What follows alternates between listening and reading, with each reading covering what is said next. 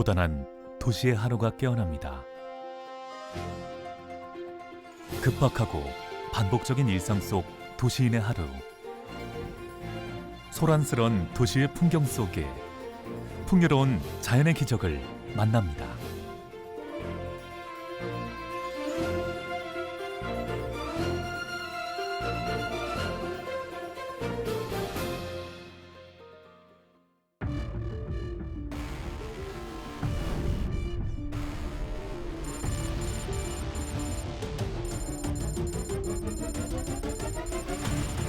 인구 100만의 거대 신도시, 경기도 고양시.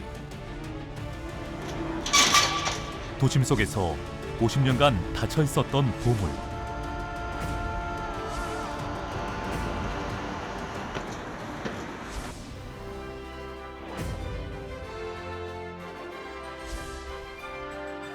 철책문이 열리고 그 너머 보물과도 같은 자연이 마침내 공개됩니다.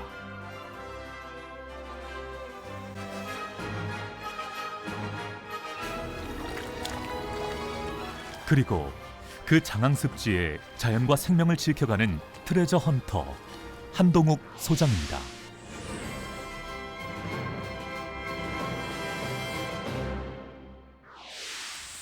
대학에서 생물학을 전공하고 생태학의 대중화를 위해 앞장서고 있는 한동욱 소장이 장항습지에 처음 발을 디딘 것은 2002년. 이후 지금까지 장항습지와 함께하며 생태적 가치를 알리는 데 노력해오고 있습니다. 서해바다와 한강이 만나는 한강 하구에 형성된 장항습지. 그렇기 때문에 장항습지를 찾은 연구팀은 가장 먼저 염도부터 체크합니다. 여기는 표층수가 다 거의 담수예요. 0.002 정도 나옵니다. 너무 낮아요. 담수. 지금 수치가 나온 거는 어떤 건가요? 염도계인데요. 그 염분이 있으면은 표시가 될 텐데 지금은 완전 민물. 네, 완전 민물. 여기가 지수역이니까 바닷물하고 섞일 때 그 염분이 어느 정도 되는가 체크를 하는데요. 강은 바다로 흘러가며 습지를 만들고 습지는 수많은 생명을 품습니다. 서해에서 바닷물이 밀고 들어오면 저기 있는 그 김포대교 아래에 신곡 수중보라고 하는 곳을 넘어갑니다. 수중보가 보통 물을 막게 되는데 워낙에 미는 힘이 세니까 이 수중보 위로 물이 올라가서 서울 쪽 한강까지 물이 들어가게 되고요. 그리고 그 물이 다시 썰물 때 빠져나가기 시작하면 이 길을 따라서 다시 저 서해 앞바다까지 가죠. 바닷물이 들어오고 강물이 만나는 지역, 이런 지역을 보통 기수역이라고 부르고요. 순 우리말로는 이제 갯물, 담수 지역을 민물이라고 하고 바닷물, 염수 지역을 바닷물이라고 한다면 여기는 갯물 지역이라고 보통 부릅니다. 지금은 물이 역으로 지금 흐르고 있는 건가요? 방금 이제 물이 방향이 바뀌었어요. 그러니까 원래 물이 지금 위로 계속 역으로 흐르다가 여기는 보통 한 3시간 정도 물이 위로 올라갔다가 한 9시간 정도 바다 쪽으로 빠져나가는 거예요. 그래서 하루에 2번 이렇게 교차가 됩니다. 지금 막 교차되는 시기고요. 그래서 지금 현재는 물이 아주 잔잔한 편이죠. 교차되기 직후기 때문에요. 한강변을 따라 8km 구간에 빽빽이 들어차 있는 장항습지의 버드나무 군락지. 하구는 굉장히 바다의 영향도 많고 물이 흐름이 막 뒤바뀌는 자연적인 어떤 교란이 많기 때문에 그래서 하구에 우점하는 바다와 가까운 버드나무가 뭐냐 이렇게 물어봤을 때 우리는 장항습지를 봐라. 거기에 선버들이 있다. 그리고 그 선버들이 그럼 더 밑으로 내려갈 수 있느냐? 못 내려간다는 거죠. 바로 이 장항습지가 마지막 바다 경계에 있는 거고요. 그리고 이 버드나무가 그러면 선버들이 어떻게 살까? 사실 갯벌에다가 나무 심으면 죽잖아요. 근데 그 버드나무 밑에 가보면 다 뻘이란 말이죠. 어떻게 뻘 속에서 얘가 살아남을까? 근데 답은 금방 나왔어요. 버드나무 숲에 들어갔더니 어마어마한 개들이 앞장을 서는 군인들의 발에 밟혀가지고 개가 죽는 거죠. 그 정도로 많았어요. 피할 수가 없으니까. 바글바글하는 이 버드나무 밑에 있는 개가 답일 것이다. 바다와 강이 만나는 곳 장항습지엔 물이 빠졌다 들어왔다를 반복합니다. 선생님 물 들어왔어요. 지금 물이 들어오는 거예요. 물은 순식간에 차오르는데요. 이 물이 무수한 버드나무들을 살아 숨쉬게 하는 생명력의 원천입니다.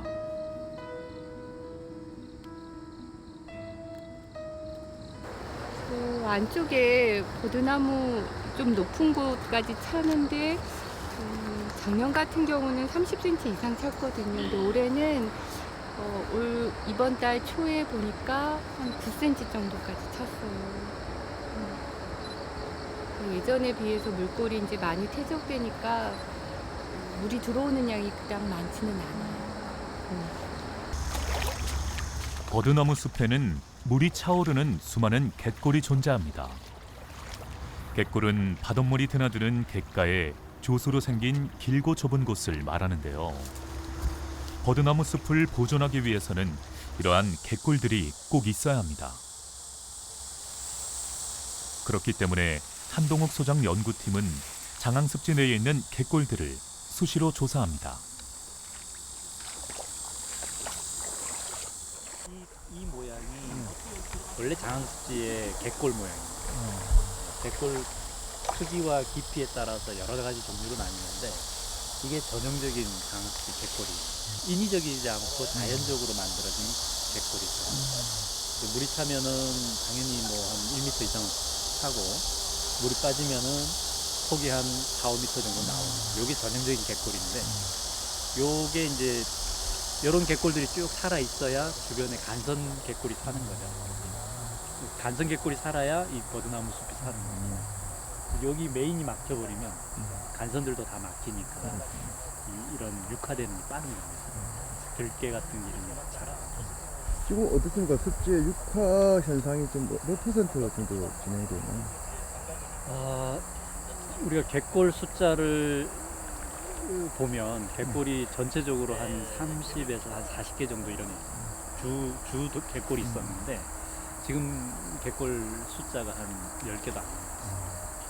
최소한 60에서 70%는 갯골이 있었더라고요. 그 갯골을 좀 살릴 수 있는 방법이 좀 있나요? 연구하시는 건가요? 예, 갯골은 사실은 뭐 자연적으로 막히는 건 당연하잖아요. 그리고 또 아주 센 물이 오지 않으면 뭐 몇 년이고 쌓이는데 큰 물이 오지 않을 때에는 결과적으로 인위적으로 갯골을 파야 되거든요.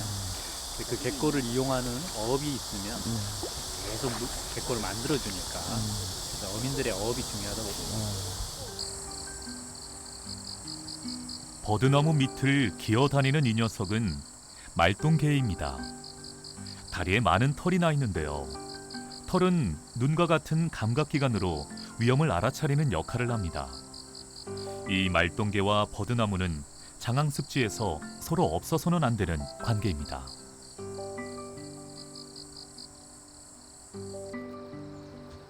말똥개 중 배가 넓은 것은 암컷, 좁은 것이 수컷입니다.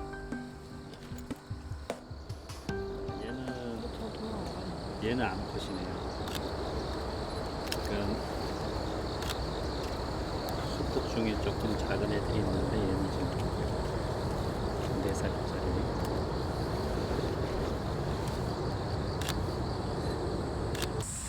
예, 지금 이 굴에는 지금 말똥개가 들어있는데요. 이 말똥개는 굴을 막지 않고 있어서 지금 아직 먹이 활동을 하는 말똥개고요. 물이 들어오고 나가고 할 때 아직 먹이를 먹습니다.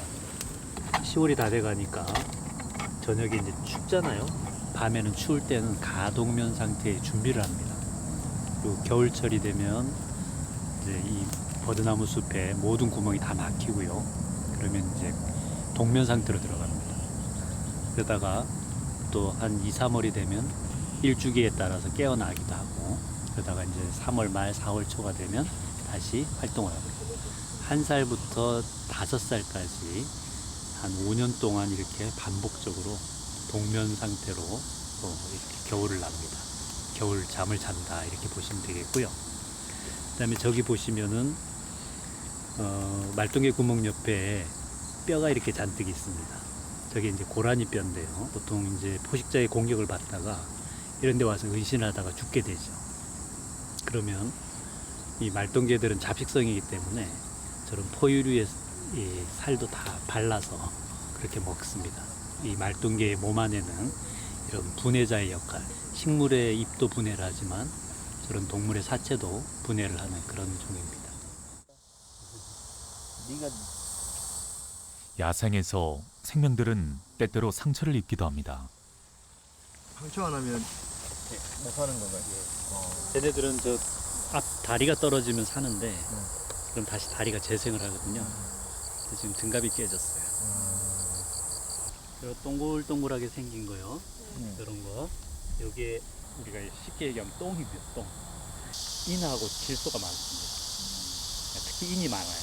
그래서 인이 많아가지고 이 전체적으로 버드나무 숲에 인 비료를 주고 있어요. 그래서 특히 선버들이 인을 많이 흡수합니다. 그래서 빨리 자라죠. 이런 걸 보고 이제 시비 효과라 그러는데 말똥개들은 잎을 분해해서 비료를 준다. 특히 인 비료를 많이 준다 이렇게 보시면 됩니다.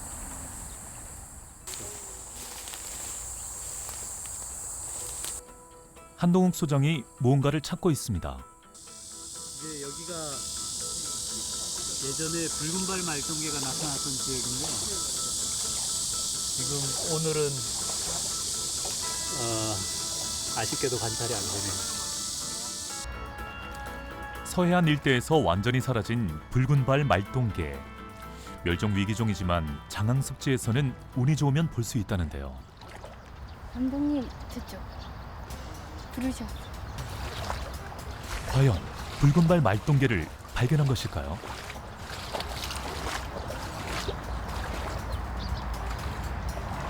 저 정면 멀리 있습니다. 붉은발 말똥개가요.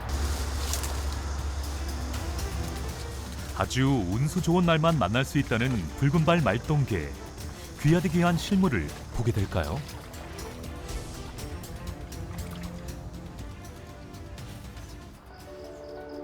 운수 대통. 몸통이 온통 붉은색인 진짜 붉은발 말똥개. 영상으로 최초 공개입니다. 멸종위기종 2급 붉은발 말똥개고요. 아주 예민하고 또 살아가는 위치가 말똥개보다 조금 더 위쪽이어서 서식지 경쟁에서 밀리는 그런 종입니다. 아주 약한 종이에요. 이게 밥 먹는 건가요, 이 붉은발 말똥개 같은 이런 개류들은 다리가 다 10개잖아요. 이게? 그래서 십각류라고 부르는데 이 잎 주변에도 다리와 같은 입이 하나 더 있어요. 네, 그래서 입 근처만 이 갖다 주면 먹는 다리, 여기. 예, 먹는 입이 이렇게 나와서 다시 입에다 집어넣게 되죠. 그래서 이걸 씹어서 거기 유기물을 걸러내고 뱉어내는 거죠. 말똥개와 버드나무는 어떤 관계일까요?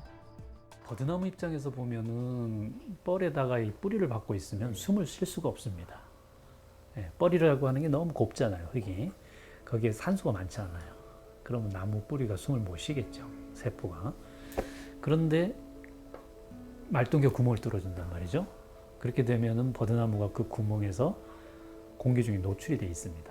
물이 빠지면 큰 구멍들이 다시 산소를 많이 가지고 있기 때문에 버드나무 뿌리에 산소 공급이 되는 거죠. 서로 관계를 계속 유지하려면 말똥개도 뭔가 버드나무를 통해서 이익을 얻어야 된다고 예측을 할 수가 있죠. 그래서 이제 그런 어떤 두 관계를 보니 말똥개가 버드나무 잎을 먹지 않을까 하는 게 가설이었죠. 그걸 검증하기 위해서 사실은 3년이 걸렸습니다. 네, 몸속에 버드나무를 먹었는지를 계속 추적을 했습니다. 안정동위원소라고 하는데요. 버드나무가 가지고 있는 원소하고 말똥개 몸속에 있는 원소를 비교를 해보면 먹었으면 그게 찍힙니다. 그 3년치 조사를 해보니 약 60% 정도 먹는 걸로 결론이 됐고요. 동남아에 있는 맹그로브 숲에 가서 조사한 결과를 보니까 거기는 약 80% 정도 의존을 한다고 돼 있습니다. 그래서 약하지만 한 20% 정도는 약하지만 동남아의 맹그로브 생태계와 유사한 그런 생태계가 여기 장항습지의 생태계다. 이렇게 결론을 내린 거죠. 장항습지의 가장 핵심 종은 버드나무와 말똥개다. 현장을 답사하거나 또는 현장에 들어오시는 분들에게 가장 우선적으로 장항습지를 이해하는 것은 버드나무와 말똥개의 공생관계다라는 것을 설명하게 되는 거죠. 장항습지의 버드나무 숲은 아열대의 맹그로브 숲과 같은 개화나무의 공생 생태계를 볼 수 있는 독특한 하구 습지 숲인 것입니다.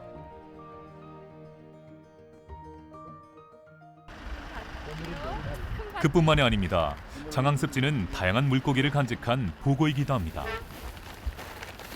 연구팀이 장항습지에서 잡히는 어종을 확인하는데요. 힘 좋은 놈, 뱀장어는 장항습지 어민들의 중요한 소득원입니다. 얘들이 이렇게 까매진 것은 성숙한 거거든요. 그래서 이제 이걸 뭐라고 하냐면 성숙된 단계 중에 그 이제 실버 타입이라고 그러거든요. 타입 자체가 실버 타입은 이런 식으로 배가 이렇게 이제 하얗게 되고 그다음 노랗게 옐로 타입은 미성숙. 그럼 미성숙 이거 근데 이것은 지금 배가 까매지는 건 어디까지 까매지? 완전히 배가 지금 이 배 까매지기 시작하잖아요. 근데 이게 완전히 이 배가 까매져요. 이게 완전히. 네. 그래서 하나씩요. 제가 지금은 안 키로에 까만데? 10만 원씩 주겠습니다. 이게 지금 이게 지금 까매지고 있고 나중에 보니 까만 거 나오죠. 그 까만 거 나온 거 바다로 바로 들어가기 직전입니다. 그리고 지금 이런 식으로 지금 까매져갖고 전체적으로 까매지거든요. 그리고 처음에는 이게 여기는 안 그런데 여기 있지 말고 여기서는 노란 게 있어요. 이게 그 배가 노란 줄이 있는 거. 이것들은 어린 거. 그래서 성숙 전입니다. 그래서 이건 지금 커다란 메기까지 잡혔습니다. 그동안에 안 내놨어. 그 밖에 이곳에서만 주로 잡히는 귀한 물고기들도 있습니다. 한강하구는 이동성 그런 동물들이 많은데요.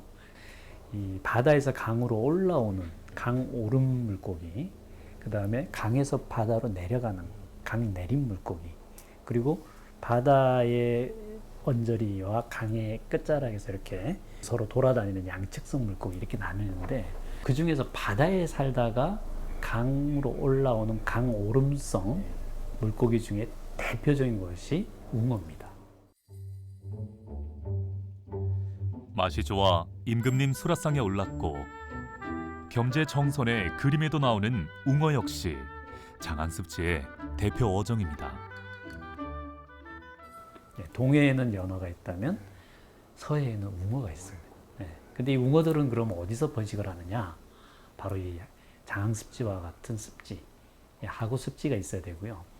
그 하구습지의 대표적인 그러면 식생이 뭐냐? 사실은 갈대입니다. 여기도 굉장히 넓은 갈대밭이 있는 곳이고요. 그 하구의 갈대밭이 바로 웅어가 산란하던 곳이었죠. 지금은 여기에 대표종으로 웅어가 지금 돌아오는 그런 곳인데 과거에는 여기 위어소라고 해서 우리 임금님께 진상을 하는 물고기이기 때문에 관청이 있었습니다. 그 웅어들이 산란을 할 때 먹이를 먹지 않습니다. 먹이를 먹지 않은 웅어, 봄철에 보리 팰 때 올라온다 그러는데 그 웅어들은 정말 풀향기가 날 정도로 아주 맛있습니다. 그래서 그 웅어를 잡아다가 임금님께 올렸다고 해서 관청이 위어소고요. 그래서 이 웅어가 이제 돌아오는 그 시기에 사실은 다른 물고기들도 많이 올라오고 특히 바다에서 새들도 많이 올라오고 그래서 아주 하구가 풍성해지는 그런 시기가 됩니다. 지금 현재 우리가 수중부가 막혀 있어요. 그 수중부 위로 웅어가 올라올 수 있어야 아마 많은 웅어를 볼 수 있지 않을까 싶어서요. 그래서 이 수중부가 지금 인공적이니까 이 수중부를 개선하거나 없애야지만이 좀 더 많은 웅어가 올라올 것 같습니다.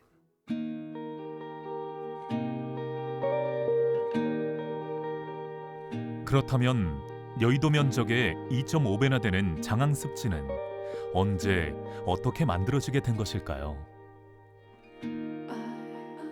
일부에서는 장항습지가 이 신곡 수중보가 생긴 이후에 발생한 거라고 얘기를 하는 분도 계시지만 저희 자료 사진의 옛날 걸 보게 되면 장항습지는 한 100여 년 전부터 이렇게 기본 형태가 만들어졌어요. 그 사이에 물길이나 여러 가지가 변동이 됨으로 해가지고 장항습이 여러 모양으로 변모를 했고, 그 사이에 자유로가 생기고 이렇게 생기면서 장항습 모양이 바뀌긴 했지만 원래 형태를 가지고 있던 겁니다. 그리고 오랜 세월 장항습지의 생태계가 보존될 수 있었던 것은 철책으로 사람들의 출입이 통제되었기 때문입니다. 바다와 강이 만나는 기수역이라는 독특한 환경으로 인해 유기물 먹이가 풍부한 한강 하구. 그렇기에 그곳에 형성된 장항습지에 살고 있는 생명들은 풍성합니다. 몸길이 7cm 이하의 작은 물고기인 강주걱 양태가 잡혔습니다. 신기하게 생겼네요. 하구에서 주로 출현하는데 수중보 위쪽에 서울시 쪽은 지금 이걸 보호종으로 지정해 놓고 있죠. 보통 양태는 바다 물고기고 이 강주걱 양태는 주로 이 강 하구에 사는.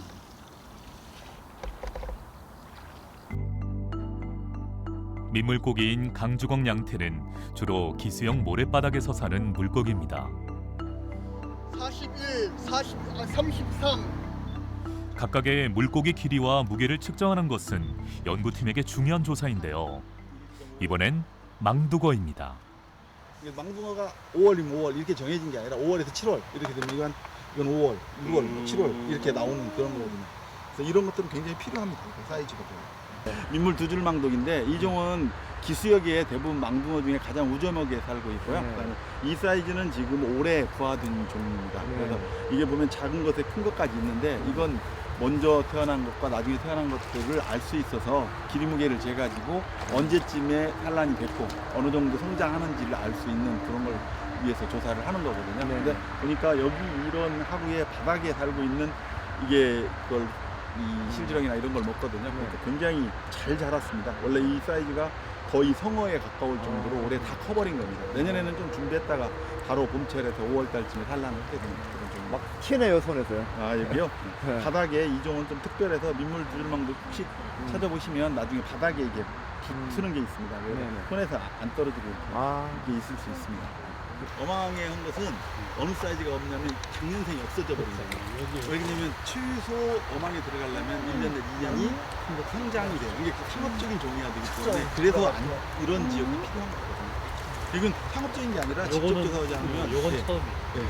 직접 조사하지 않으면 이 작은 사이즈 그렇기 때문에 일일이 발품을 팔아야 하는 이러한 세심한 조사들은 장항습지를 지키기 위해서 꼭 필요한 과정인 것입니다. 가시죠.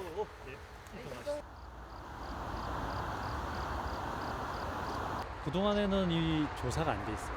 이런 물골에 어떤 그 어류들이 살고 있고 또 어떤 그 생태적인 기능이 있는지를 조명이 안 돼 있어서 저희가 올해 지금 그 매달 전문가 조사를 하고 있는 중이고요.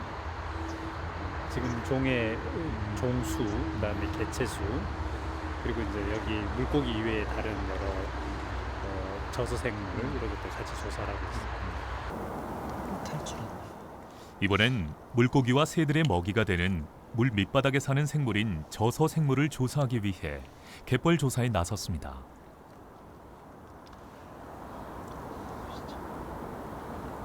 여기 뭐가 있을 것 같아? 뻘을 떠서 채로 거르자 갯지렁이가 나타납니다.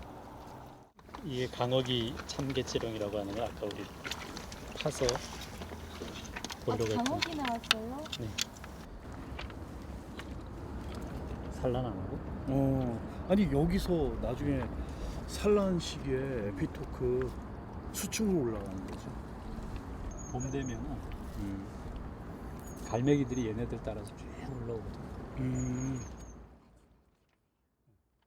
이게 참개치렁이 종류예요. 원래 기수역에 사는 생물인데 얘네들은 이제 이쪽에서 그 산란도 하고 머무르다가 이제 그 상위 영양 단계의 생물들한테 이제 그 먹이원으로 공급도 되고 굉장히 중요한 역할을 하죠. 에너지가 전달되는데 그 생태계가 계속 이렇게 움직이게 잘 돌아갈 수 있게 그렇게 하는 거니까 각자 생물들은 나름대로 그 자리에서 다 하고 있는 중요한 역할이 있어요. 근데 그런 것들이 이제 오염이나 뭐 이런 것 때문에 중간에 사라지게 되면 고리가 끊기는 거죠.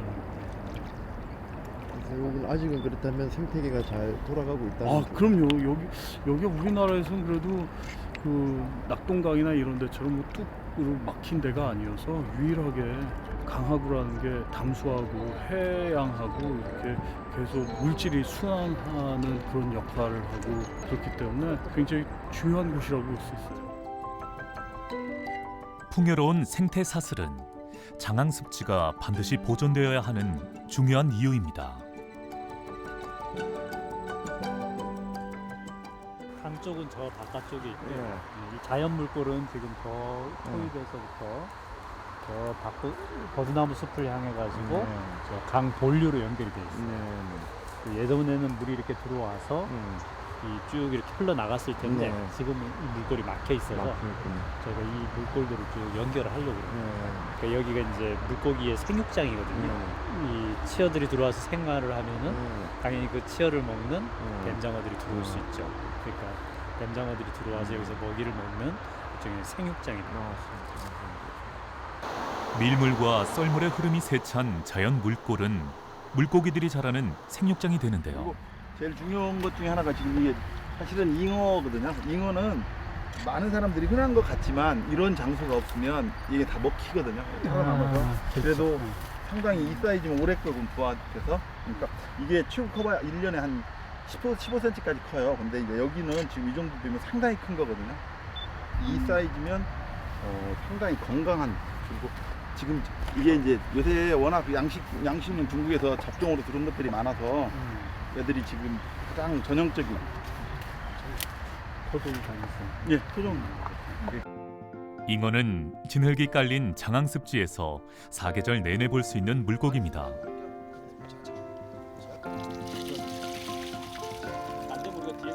또 이 갯벌에서 특히 많이 볼 수 있는 물고기가 있는데요. 바로 송사리입니다. 송사리가 다른 어느 곳보다 많습니다. 지금 송사리가 지금 우리나라의 대부분 조사에서 정말 1% 이하 나오는데 여기는 뭐 우점종이니까 가장 많은 종이 나와서 송사리가 이렇게 많이 나오는 것들로만 해도 여기 지금 보호를 하지. 지금 전에는 보호종들을 계곡이나 이런 데서 하는 것들을 주로 중심으로 했는데 최근에는 일본도 마찬가지고 일본도 송사리, 외몰개 뭐 이런 것들이 이런 전엔 더럽다고 했었던 이런 갯벌 이런 데서 보호하는 것들이 더 필요하거든요. 그중에 가장 대표적인 것이 송사리입니다. 다른 곳에서는 잘 볼 수 없는 물고기들이 장항습지에는 많다는 것. 이곳이 생태계의 파라다이스임을 말해주는 것 아닐까요? 바로 그렇기 때문에 장항습지를 지키기 위해 애쓰는 사람들이 있습니다.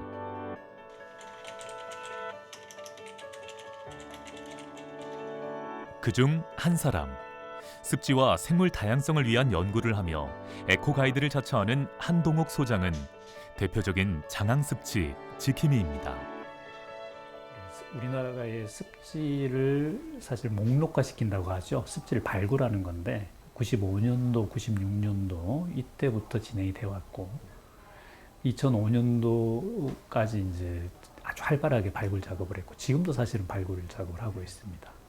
근데 저희가 이제 2002년도에 한강 하구가 아직 민간인 출입이 거의 불가능할 때였죠. 예, 그럴 때 군부대 특히 이 지역이 이제 그 사단의 협조를 받아가지고 처음으로 민간인 조사자로서 참여를 했었죠.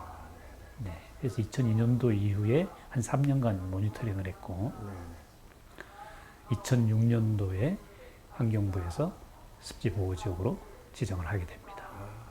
에코코리아에서는 가장 핵심적으로는 서식지를 보존하는 그런 프로그램으로 만들어진 민간단체고요. 근데 보존하는 가장 좋은 방법은 시민들의 인식을 바꾸는 거잖아요. 그래서 교육하고 인식을 증진시키는 그런 프로그램이고요. 그렇게 하려면 현장에서 모니터링을 해야 되잖아요. 그래서 과학적 시민과학 모니터링을 하는 그런 조직으로 1998년도에 만들어졌습니다. 지금 이 새가 이렇게 부리를 이렇게 저는 새잖아요. 이게 저새입니다.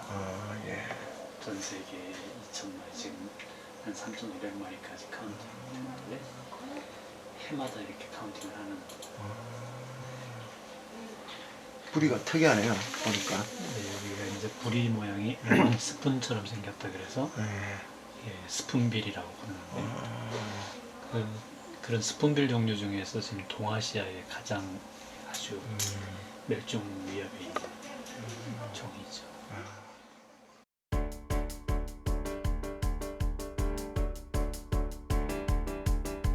우리나라 습지를 찾아오는 철새들을 서로 공유하고 지키기 위해 국내외 습지 학자들이 모였습니다.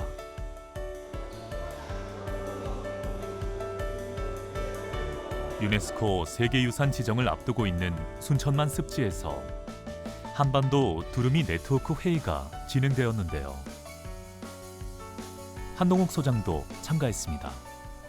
순천만도 매립의 위협이 있던 그런 하구 지역이었죠. 동천 하구인데 시민사회가 그걸 지켰고 그 지키게 된 가장 핵심 종이 흑두루미라고 하는 두루미 종류고 당시에 뭐 지금의 10분의 1, 200마리도 안 되는 아주 적은 개체수가 왔다가 지금 2,000마리가 넘었죠. 가장 우수한 보존 사례가 된 거죠.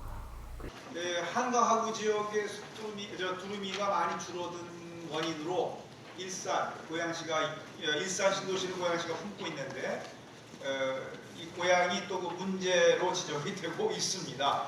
에도 불구하고 여기는 장항 습지가 있습니다. 그래서 그나마 미약한 그 생태 환경에 나름의 역할을 하고 있는데요. 장항 습지를 알리기 위해 한동욱 소장이 발표자로 나섰습니다. 우선 북서로 됐는데 이제 서고향으로 이해를 해주시고 한강하구 습지 보호 지역이라고 하는 전체 고향 기포 파주 강화의 전체의 제일 끄트머리죠. 여기가 이제 내륙에서 제일 내륙에 있는 지역이고 여기가 이제 파주와 고향이 있는 곳, 그다음 파주, 그다음에 여기가 김포, 그다음에 여기 넘어가면 여기 강화가 있습니다. 4개의 지자체가 서로 협력을 해야지만 관리가 되는 곳인데 현재 고양시 쪽에서 조금 더 속도를 내고 있습니다. 내고를 이후에요.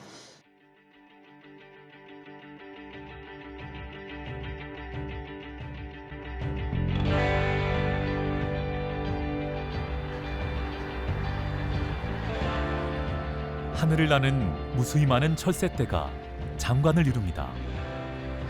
도심 속 습지인 장항 습지에는 매년 3만 마리 이상의 새들이 찾아 날아오는데요.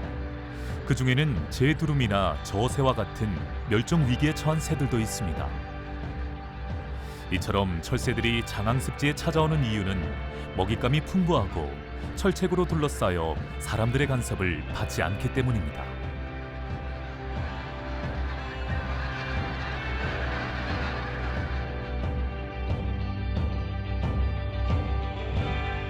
연구팀은 때마다 찾아오는 철새들과 그들의 먹이가 되는 식물들을 일일이 확인하는데요.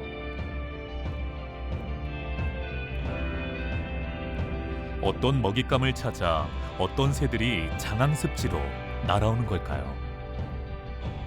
자갈톱 위에는 지금 가장자리에는 세모고랭이가 자라고 있고 저 안에 붉은빛을 나는 식물이 있는데 저게 지금 무슨 식물인지가 너무 멀어서 구분이 안 되는 거예요. 저 식물은 자갈밭일 때 들어온 식물인데 저게 어떤 식물인지 그리고 저 식물이 새들한테는 어떤 영향을 주는지 이게 이제 저희가 알아야 될 과제. 지금은 이제 겨울철새들이 오니까 저희가 들어가게 될 경우 새들이 쉬는 걸 방해할 수 있게 되니까 들어가는 시기나 이런 것들을 잘 판단해서 해야 되죠. 이 하구의 지표종으로 원래 아주 많이 왔던 새가 제두루미입니다. 국제단체의 두루미 재단에서 와서 그걸 관찰을 하고 그래서 거기를 제두루미 도래지로 천연기념물로 지정을 했었죠. 그 다음에 이제 사실 또 굉장히 중요한 기러기 종류가 있어요. 하구를 주로 이용하는데요. 게리라고 부르는데 영명으로 스완구스라고 부르는데 스완이라는 것이 이제 백조지 않습니까? 그러니까 기러기인데 백조처럼 목이 길어요. 하얗고 목이. 그래서 그런 새가 오는데 또 그게 대표적인 게 장항습지를 포함한 한강 하구 쪽에 옵니다. 이 한강 하구에 오는 이유 중에는 거기에 먹을거리 중에 이 게리가 좋아하는 식물이 있습니다. 새선매작이라고 부르는데요. 하구의 지표종으로 여기가 굉장히 많습니다. 새섬 매자개와 같이 철새들의 먹이가 되는 식물들이 많이 자라고 있고, 그래서 수많은 철새들이 찾아오는 곳, 장항습지가 지켜져야 하는 또 하나의 이유인 것입니다. 주시기 바랍니다. 그럼 지금부터 외칩니다. 하나, 둘, 셋! 지난해 9월 DMZ의 모든 것을 다양한 관점에서 여러 시군의 상황에 맞게 전시된 DMZ 페스타가 열렸는데요. 고양시는 한강 하구 장항습지의 마법이라는 주제로 한동욱 소장 연구팀이 참여했습니다. 포스터에 있는 이 장면은 2013년도에 장항습지의 모습입니다. 현재는 이 모습을 볼 수가 없습니다. 대부분의 물골이 막혀서 현재는 이렇게 푸릇푸릇한 장항습지의 모습을 볼 수가 없고, 선버들이 점점 쇠락하고 있는 모습들을 볼 수 있어서 안타깝습니다. 습지의 생명들을 지키기 위해서는 이렇게 보다 많은 사람들에게 알리는 것이 중요합니다. 지금 여기 있는 새들은 장항습지의 겨울 철새들. 그리고 여기 있는 새는 장항습지의 여름 철새들. 그리고 텃새도 있고요. 그리고 지금 장항습지에 있는 고란이라든지 이런 애들은 거기에 항상 머물러 있는 애들. 올 겨울이 되면 이 새들을 다 찾아볼 수 있겠습니다. 예, 이제 해마다 겨울철이 되면 여기 월동을 하는 그런 새들이 오는데요. 특히나 대표적인 새가 여기 제두름입니다. 예, 과거에 이 지역에 한 2,000마리 정도가 서식을 했고, 당시에 한 전 세계 6,000마리 정도 있었으니까 뭐 한 3분의 1이 여기에서 월동을 했다라고 보시면 되는데, 지금은 그 중에서도 20분의 1, 한 100여 마리 정도밖에 남질 않았어요. 그래서 저희가 제두루미가 월동할 수 있는 장항습지, 이게 이제 하나의 저희 보존의 목표가 되겠습니다.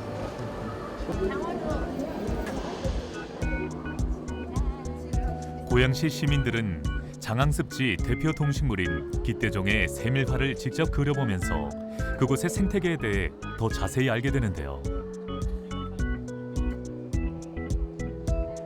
거기에 한동욱 소장의 설명이 더해지면 관심은 더욱 높아지겠죠. 주로 이제 보드나무는 장항습지에서 주로 이렇게 개화하잖아요. 그렇죠. 얘네들이 여기 오는 거는 꽃보다는 여기 있는 벌레들을 먹고. 아, 벌레 그래. 여기는 지금 어떤 모임이신가요?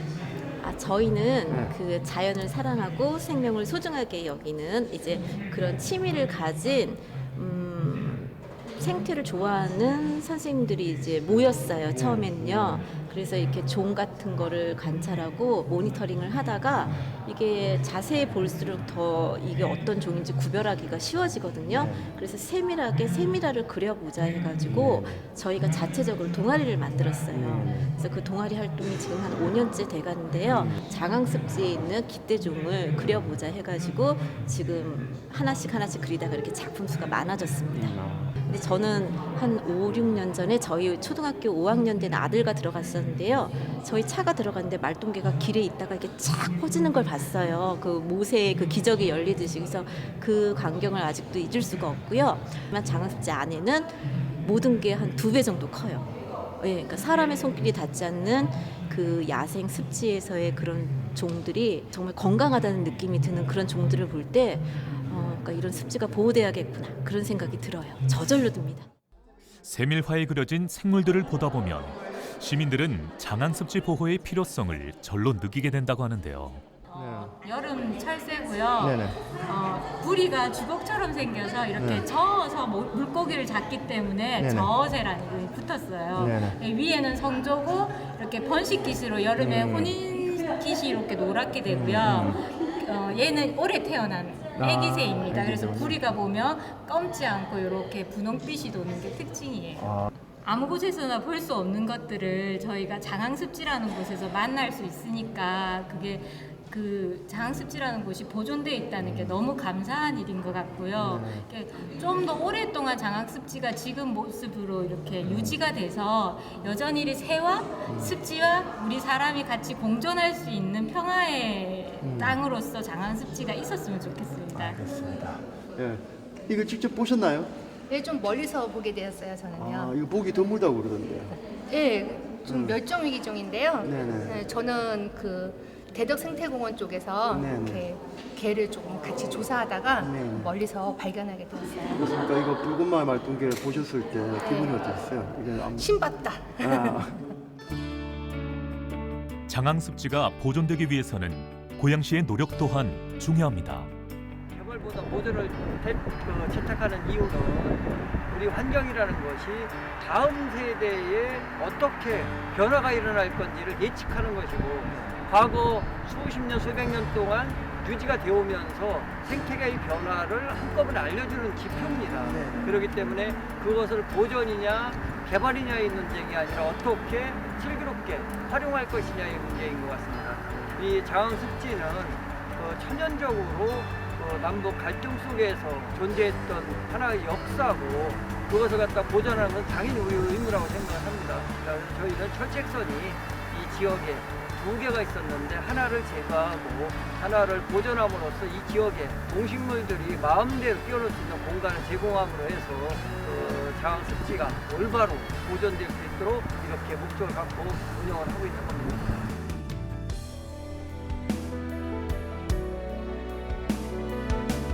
세계 유일의 도심 속 습지. 세계 각국에서도 이 장항습지에 관심을 보이고 있는데요. 우리 습지의 중요성을 알리기 위해 사람과 자연이 공존하는 따뜻한 도시를 위해라는 주제로 열린 2019 고양 도시 포럼에 참가한 국내 전문가들은 현장 답사를 통해 많은 관심을 보였습니다. Age 1. Age 1. We find age 5. They get to about that big. 우리는 지금 굉장히 작은 걸 보고 있고요. 실제로는 얘네들이 5살, 5 연령기까지 있습니다. 자, 그리고 요거는 얘는 지금 암컷, 피메일이죠. 여기엔 수컷들이 굉장히 큰 수컷들이 있어서 서로 잡아먹습니다. 카니발리즘. 그리고 이 종은 맹그로브 숲에 있는 세사르마 종하고 속에 속하기 때문에 굉장히 맹그로브 숲의 생태계와 유사한 그런 종입니다.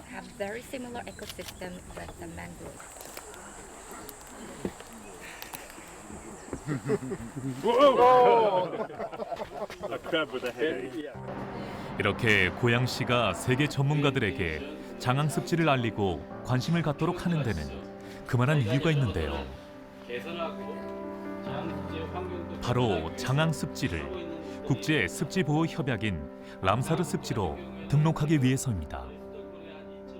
세계적으로서는 협약 기구가 람사르 이제 협약에 돼 있는 부분인데 지금 한 177개국 정도가 가입되는 걸로 알고 있어요. 근데 이제 그거에 대한 롤 모델을 만들려고 합니다. 장항습지를. 이제 지금 현재 저희 맞은편에는 김포가 있고 위편에는 파주가 있고 이제 강화가 있어요. 북한 쪽도 한강 하구에는 좀 물려 있습니다. 그리고 김포 같은 경우는 맞은편 지역이 습지 보호구역에서 빠져 있어요. 그리고 다른 데는 환경상 여건이 좀 아마 주민 여건이 좀 덜 돼 있는 것 같아요.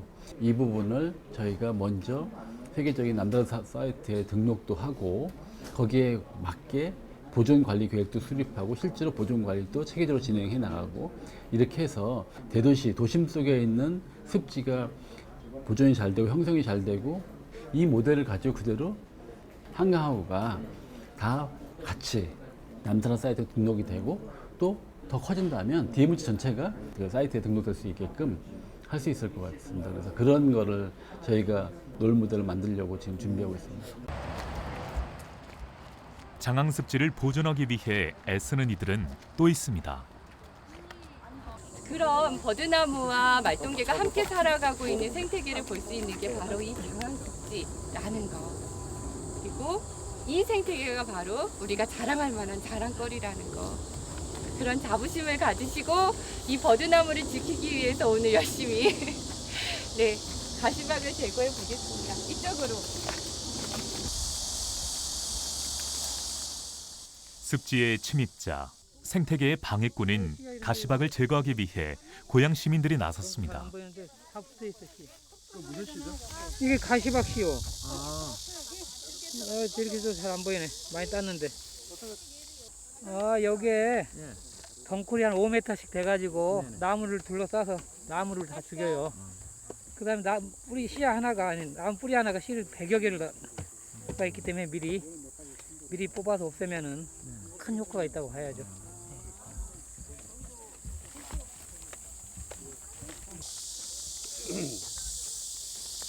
이거 뽑아 보시니까 어떠세요? 이게 이렇게 생각보다 많더라고요. 이게. 뭐가 많았습니까? 일단 뭐 이렇게 들깨가 꽤 많아가지고 들깨는 이제 뽑아가지고 있는데 가시박 같은 거는 뽑는데 뿌리까지 뽑아야 되는데 뽑다가 끊겨서 이제 씨를 제거를 하고 그 다음에 이제 해서 이제 최대한 완벽하게 할 수는 없겠지만 번지는 건 좀 막을 수는 있을 것 같아요. 생태계 교란종이라는 건 잘 알다시피 그 분포도가 일정 규모를 넘었으면 생태계 교란이 됩니다. 그런 쪽에 집중적으로 제거를 하고 크게 대표적으로 거기 관리에 세 가지 들어가야 될 게 그 밀물 썰물로에서 발생되는 쓰레기 문제라든지 그다음에 물고기라든지 외래식물이라든지 이런 부분들은 정기적으로 지속적으로 계속 해줘야 됩니다. 이렇게 해주면서 그 안에 이제 생태계가 더 잘 보존될 수 있도록 어떻게 좀 바꿔줘야 될 것인지 물꼬리 혈관 같은 거잖아요. 그러니까 혈관이 연결이 잘 안 돼 있는 부분이 있으면 또 어떻게 연결해 줄 것인지 이런 형태들을 잘 관리를 해서 장항습지가 한강호구의 아주 중요한 습지가 될 수 있도록 관리하도록 할 계획입니다. 도심 속에 있음에도 야생의 생명들이 노래하는 땅. 장항습지는 도시의 기적입니다. 수많은 생물들이 살아 숨쉬는 낙원.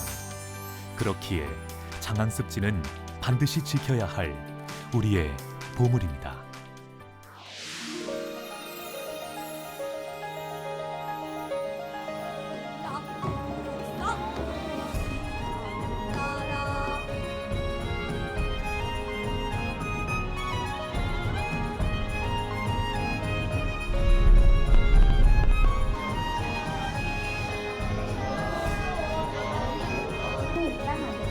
새 우리나라의